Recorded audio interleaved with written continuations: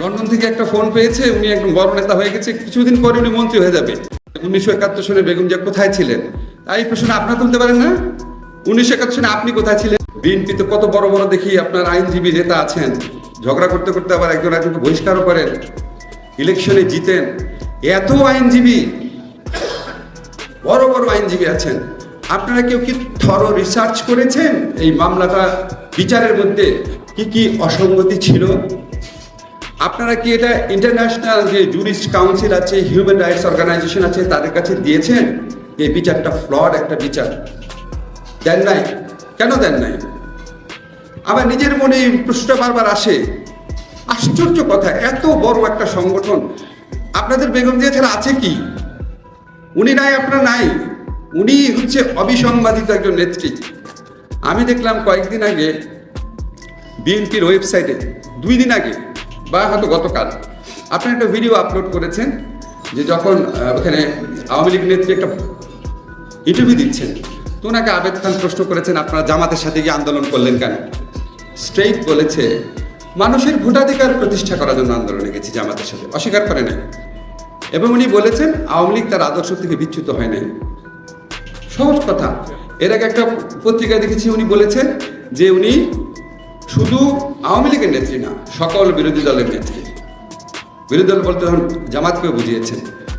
নিজামীকে পাশে নিয়ে উনি সংসদ থেকে পদত্যাগ করেছেন, সাংবাদিক সম্মেলন করেছেন।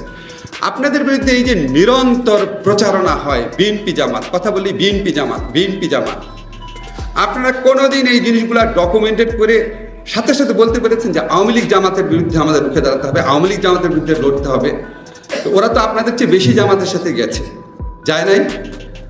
ওদের রাষ্ট্রপতি পদপ্রার্থী গোলাম আজমের 5 হয়ে সালাম করে নাই, একসাথে সংসদ থেকে পদত্যাগ করে নাই, একসাথে এর সাথে সাথে ইলেকশন যায় নাই। এই নেগেটিভগুলা কি আপনারা স্ট্রংলি বাংলাদেশের সাধারণ মানুষের কাছে বলতে পেরেছেন? বাংলাদেশে বিএনপি জামাত ইকুয়েটেড হয়ে গেছে কেন? বিএনপি জামাত গোষ্ঠীর বিরুদ্ধে রুখে দাঁড়াতে হবে। আপনারা কি এটা কাউন্টার ন্যারেটিভ তৈরি করতে পেরেছেন? ওই ভিডিওটা পরশুদিন আপলোড হয়েছে কেন? 1996 এর ভিডিওটা বিএনপির ওয়েব পেজে পরশুদিন আপলোড হয়েছে কেন? সবই তো পাওয়া যায়, আপনাদের ওয়েবসাইটে গেলে এগুলি পাওয়া যায় না কেন? আপনাকে কি চিন্তা করে দেখেছেন? একটা দল মানে কি শুধু জনসভায় ভাষণ দেওয়া, লোক জমায়েত করা, মানুষকে সংগঠিত করা না? এখন তো ন্যারেটিভের যুগ, বয়ানের যুগ। ওই বয়ানের বিরুদ্ধে শক্ত বয়ান, সত্যি বয়ান তৈরি করেছেন। আমি মাঝে মাঝে দেখি যে আবার খুব দুঃখ লাগে যে অন্য পক্ষ থেকে প্রশ্ন তোলা হয় যে 1971 সালে বেগম জিয়া কোথায় ছিলেন, তাই প্রশ্ন আপনারা তুলতে পারেন না?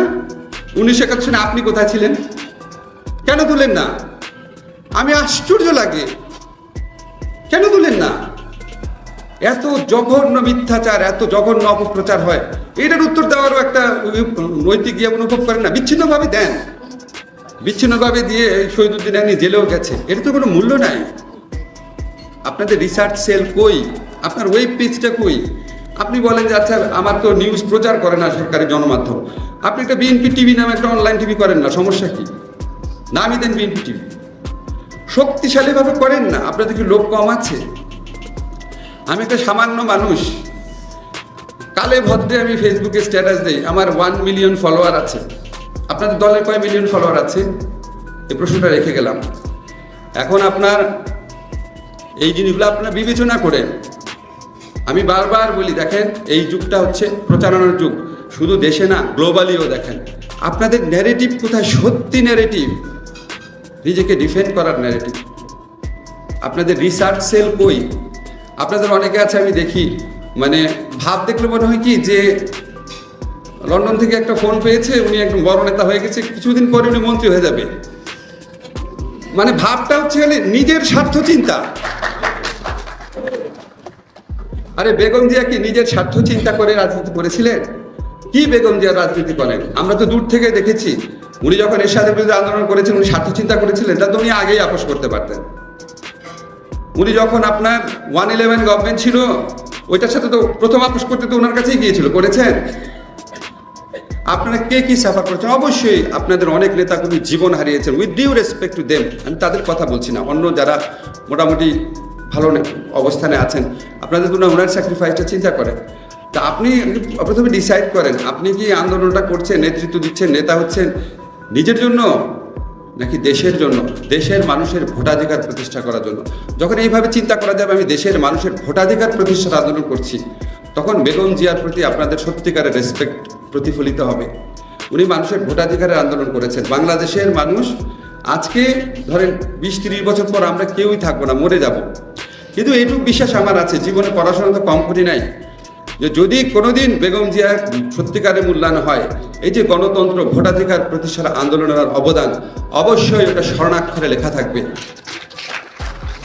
তাকে ভালোবাসলে, বাংলাদেশের মানুষকে মুক্ত করতে চাইলে স্বার্থহীনভাবে দেশের জন্য, এই জনগণের ভোটাধিকার প্রতিষ্ঠার আন্দোলনের জন্য কাজ করে।